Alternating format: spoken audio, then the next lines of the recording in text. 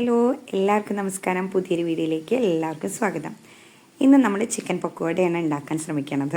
അതിനായിട്ട് കുറച്ച് boneless chicken എടുത്തിട്ടുണ്ട്, ഇഞ്ചി വെളുത്തുള്ളി പേസ്റ്റ് ആഡ് ചെയ്തിട്ടുണ്ട്, കുറച്ച് പച്ചമുളക് അരിഞ്ഞതും കറിവേപ്പിലയും ചേർത്തു.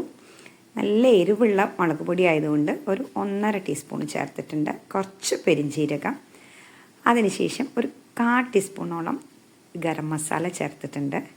ടേസ്റ്റിനായിട്ട് ഞാൻ ചിക്കൻ മസാല ആഡ് ചെയ്തിട്ടുണ്ട്.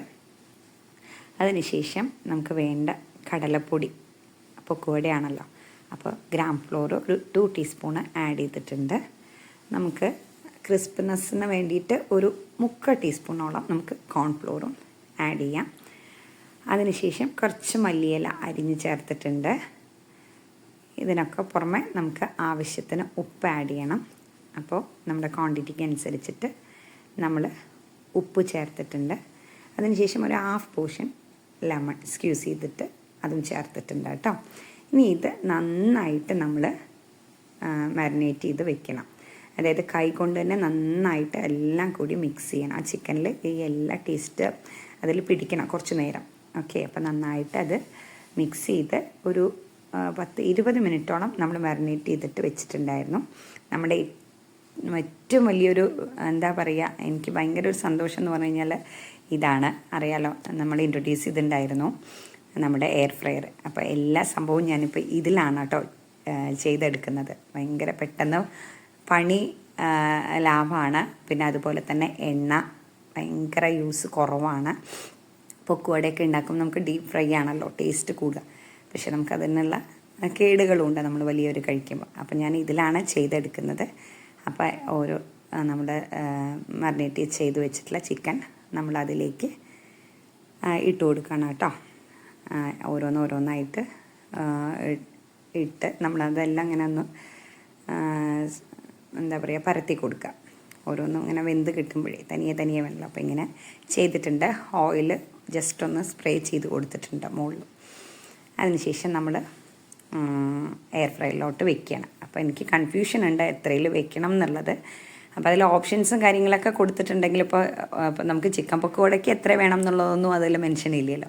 അപ്പോൾ അതിൽ 200 ഡിഗ്രി സെൽഷ്യസിൽ ഒരു 20 to 25 മിനിറ്റ്സാണ് നമ്മുടെ ചിക്കൻ്റെ ഇത് കാണുന്നത്. പക്ഷേ എനിക്കൊരു ഡൗട്ട്, ഈ ചിക്കൻ പക്കോടയൊക്കെ പെട്ടെന്ന് അതിൻ്റെ ഒരു ഇത് കരിഞ്ഞു പോകുമോ എന്നുള്ളൊരു പേടിയുണ്ടായിരുന്നു. അപ്പോൾ ഞാനത് എന്താ ചെയ്തെന്ന് വെച്ചാൽ ഒരു 20 മിനിറ്റ്സ് വെക്കാമെന്ന് വിചാരിച്ചു 200-ൽ. പക്ഷെ ഞാനത് പിന്നെ എൻ്റെ ഒരു തീരുമാനം മാറി ഒരു 15 മിനിറ്റ്സ് വെച്ചിട്ട് അത് കഴിഞ്ഞിട്ടൊന്ന് നോക്കിയതിന് ശേഷം വേണമെങ്കിൽ പിന്നെയും വെച്ചാൽ മതിയല്ലോ. അപ്പോൾ അതുകൊണ്ട് കരിയോ എന്നുള്ളൊരു ടെൻഷനായിരുന്നു കേട്ടോ. നമ്മളെല്ലാം ആദ്യമായിട്ട് ചെയ്യുമ്പോൾ ഒരു ടെൻഷനാണല്ലോ. അപ്പോൾ ഞാൻ ഇതിൽ പഴംപൊരി കാര്യങ്ങളൊക്കെ ഉണ്ടാക്കി നോക്കി, പപ്സ്. അപ്പോൾ അതൊക്കെ സക്സസ് ആയി. പക്ഷേ എന്നാലും എനിക്കൊരു ടെൻഷനാണ്. എന്നാലും നമുക്ക് കുറച്ചും കൂടിയും ടൈം നോക്കണം എന്നല്ലല്ലോ. അപ്പോൾ 15 മിനിറ്റ്സിൽ വെച്ചിട്ട് അതിന് ശേഷം ഒന്ന് നോക്കിയതിന് ശേഷം മതി എന്ന് വിചാരിച്ചു. അപ്പോൾ അങ്ങനെ 15 മിനിറ്റ്സ് ആയപ്പോൾ ഈ ഒരു പരുവത്തിലാണ് കേട്ടോ ആയത്. അപ്പോൾ ഒന്നും കുറച്ചും കൂടെ വേണമെന്ന് തോന്നി. അപ്പോൾ വീണ്ടും ഞാനൊരു 8 മിനിറ്റോളം വീണ്ടും വെച്ചു. സത്യം പറഞ്ഞു കഴിഞ്ഞാൽ അത്ര ആവശ്യം ഉണ്ടായിരുന്നില്ല. ഒരു 5 മിനിറ്റോളം മതിയായിരുന്നു.